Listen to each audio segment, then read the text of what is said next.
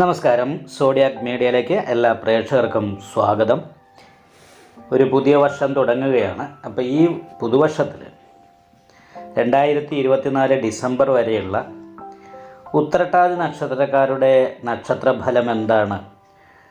അതായത് ഈ വർഷത്തിൽ പൊതുവെ അനുകൂലമായിരിക്കുന്ന ഗുണഫലങ്ങൾക്ക് യോഗമുണ്ടോ, അതല്ലെങ്കിൽ പ്രതികൂലമാണോ, കാര്യങ്ങൾ ഗുണദോഷ സമ്മിശ്രമാണോ മുതലായിട്ടുള്ള കാര്യങ്ങളൊക്കെ ഒന്ന് വിശദമായി പരിശോധിച്ച് നോക്കാമെന്നാണ് കരുതുന്നത്. ഉത്രട്ടാതി നക്ഷത്രക്കാരെ സംബന്ധിച്ചിടത്തോളം ചന്ദ്ര ലഗ്നാധിപതി കർമാധിപത്യം വഹിച്ച് 2ാം ഭാവത്തിൽ രക്ഷാസ്ഥാനത്ത് നിൽക്കുന്നത് കൊണ്ട് സാമ്പത്തികമായിട്ട് നല്ല നേട്ടങ്ങളും തൊഴിലിൽ നല്ല ഉയർച്ചയും ഉണ്ടാകാനായിട്ട് യോഗമുള്ള ഒരു വർഷമാണ്. അതുകൊണ്ട് തന്നെ തൊഴിലിൽ സ്ഥാനക്കയറ്റം കിട്ടാനായിട്ട് യോഗമുണ്ട്.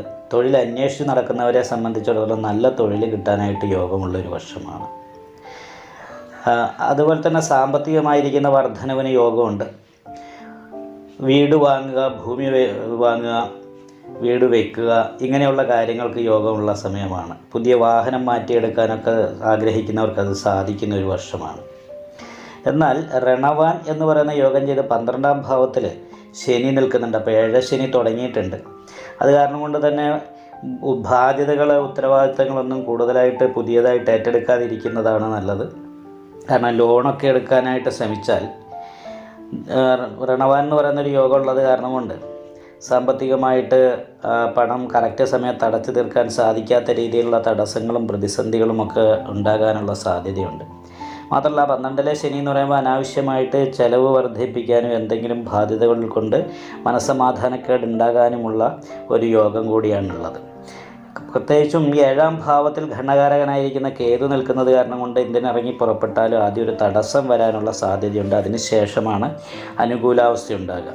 ഇവിടെ ഭാഗ്യാധിപതിയുടെ ക്ഷേത്രത്തിലാണ്, രക്ഷാസ്ഥാനത്താണ് വ്യാഴം സഞ്ചരിക്കുന്നത്.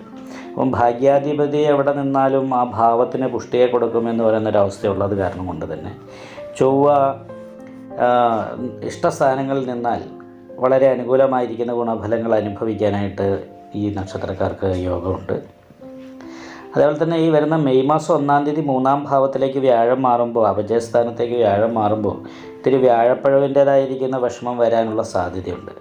അപ്പം ശനിദോഷം വരിക, ഏഴശനിയുടെ ദോഷം ഉണ്ടാകുകയും വ്യാഴം ഏപ്രിൽ മാസം കഴിഞ്ഞ് മെയ് മാസം 1-ാം തീയതി 3ാം ഭാവത്തിൽ ഇടവൻ രാശിയിലേക്ക് മാറുകയും ചെയ്യുന്നതുകൊണ്ട് മെയ് മാസത്തിന് ശേഷം അങ്ങോട്ട് ദൈവാധീനം കുറച്ച് കുറവായാണ്. അതുകൊണ്ട് തന്നെ നല്ല പ്രാർത്ഥന വേണം.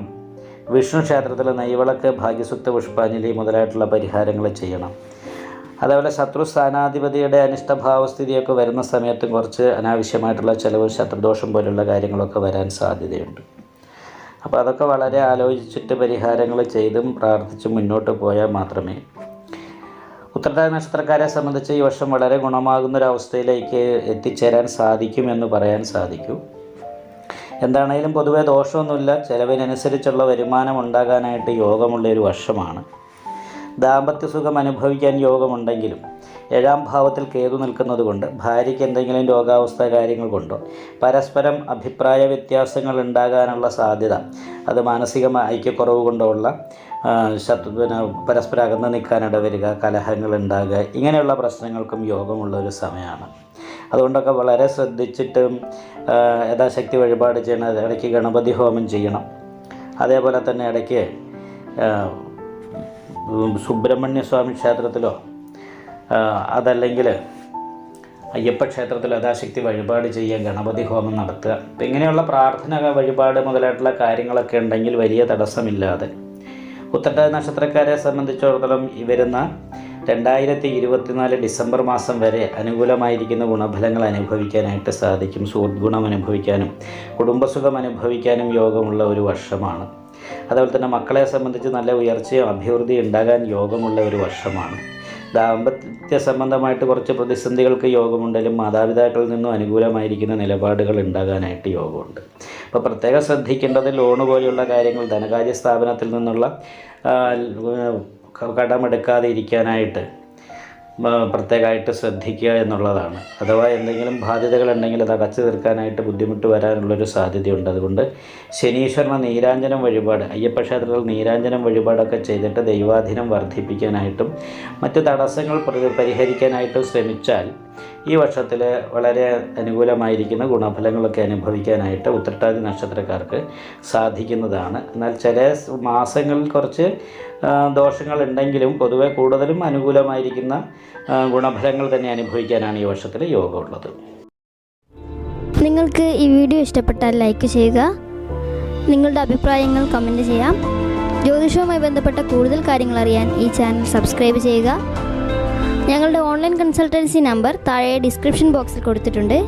ആവശ്യമുള്ളവർക്ക് കോൺടാക്റ്റ് ചെയ്യാവുന്നതാണ്.